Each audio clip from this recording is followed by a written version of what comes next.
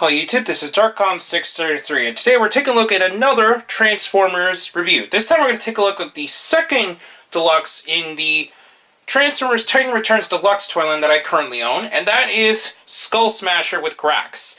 Now ironically, while Hardhead was able to keep his name and his Headmaster slash Titan Master was not able to keep his name, this time the Titan Master was able to stay intact, but Skullcruncher lost his name, and now he's known as Skullsmasher, which is okay, I guess. It's not the worst name change I've seen. I think it's pretty cool.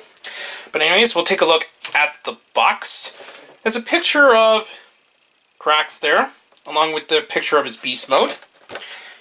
Unlike Hardhead, he actually transfers in two less steps, and has a bio as normal and more cross-brand. So there we go. Now we're going to take a look at Skullsmasher. Skullsmasher includes, obviously, the head, a gun, and the tail, which in the original G1 toy was able to turn into some kind of weird sword, but now it just turns into a full-on blaster, which I think looks a lot better since that sword was really small and looked kind of ridiculously out of place. Obviously includes the character card with his stats on the back, as normal, so that's cool. And now we'll take a look at Skullsmasher directly.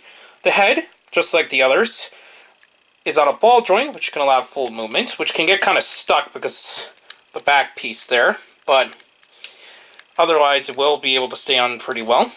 And then it can kind of look up and down, but not as well as Hardhead because the tail piece does kind of get in the way there. Shoulders on ball joints, which pop up quite easily, which is really annoying, especially in transformation. And single elbow joint. Underneath, he does have the typical transformation swivel on the hands, but that's about it.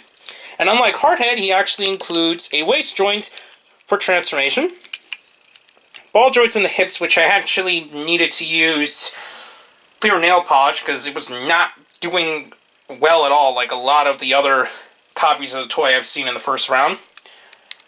He has more than a 90-degree knee joint due to transformation, and a speed can pivot a bit due to transformation. So that's about it for articulation points. Now we're going to take a look at Grax directly. Grax is still pretty reminiscent of this G1 design. And we're going to turn the head. That looks pretty cool. Articulation is the same as the other Titan Masters.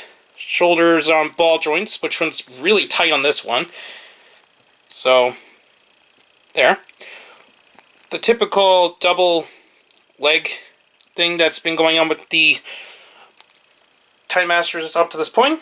And ball joint head as shown earlier. So we're just going to take this off to the side. Just like Hardhead, it includes a weapon mode. So what you're going to do is take the tail, take the gun. We're going to slot the gun underneath here. It can kind of go up there too, but it's mainly marketed with the gun up here.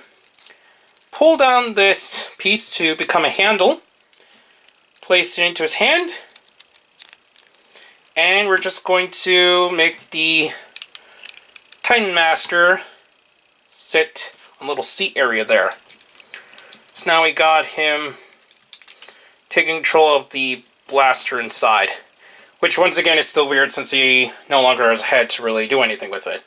So we're just going to take the tail off to the side and go on to the transformation. Now the transformation is kind of a headache, especially when putting the crocodile head on. I might actually skip ahead to that point, which we'll get to once we get there. But the rest of the transformation is pretty simple. What we're going to do is turn the waist, and then we're going to collapse these down. Make sure that you push away the feet first, though. And hopefully the ball joints will work for me, since it gave me a lot of problems earlier since it caused them to keep popping off. But we're just going to slowly slot these down, and they're going to lay flat to become the back. As you can see, it's already starting to pop off. So it becomes the back legs of the crocodile mode. Please don't pop off again. There we go. Let's see. transformation in general can be a bit tricky, so he does have a lot of problems staying together. There we go. I'm going to snap these together with the snap. And when you hear that, it actually stays together well. It's just during the step is where the problem is. And here's where the actual real headache part comes in. Basically what we're going to do is put these at an angle. And there's these empty slots here. And these two pegs are going to slot into the sides there. But sometimes it just doesn't like to slot in. So you do need to fiddle around with it in order to get it into the correct position. After several minutes of aggravation, here we have Skullsmasher in his beast mode. Now, while both modes are very nice looking and they're very reminiscent of their G1 counterpart, unfortunately the transformation step is just a real pain, especially when slotting in the front arms here in order to become the front of the beast mode. And I think they could have done a lot better to design it.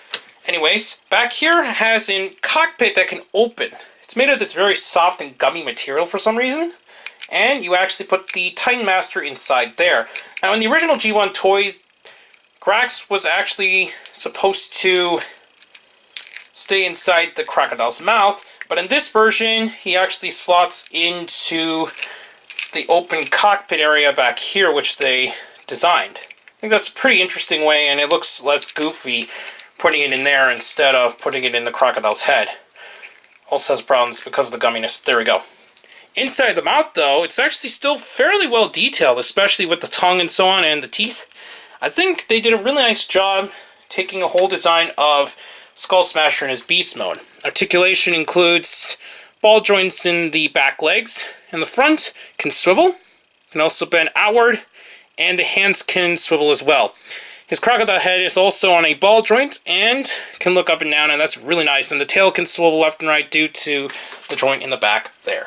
Now, while Skullsmasher is not the worst Transformers toy I own, it does have a lot of problems, which I consider as a huge disappointment. The transformation is a lot more of a headache than it needed to be. It's definitely not as bad as Revenge of the Fallen Mixmaster level or anything close to it, but it does have a lot of problems in just the way that the build of the toy is, at least when transferring into one mode to the other. The robot mode is still really nice, and the beast mode is actually really impressive as well. The joints are still very finicky, might have to do a little bit more polish on it, but it does what it needs to do otherwise. So I recommend this if you're a fan of Decepticons and the Titan Masters and or Headmasters. But really, in terms of completionist sake, I think that's the best bet to get this figure. Otherwise, if you want to get it, if it's a cool toy or not, it's kind of hard to recommend it for that reason. Anyways, please comment, subscribe, and check out Hero Taco and Hero Club. Also, please check me on Twitter under Darkon633, and please check down the other channels down below. I'll be back to bring more reviews, but for now, I'll be seeing you soon. Bye.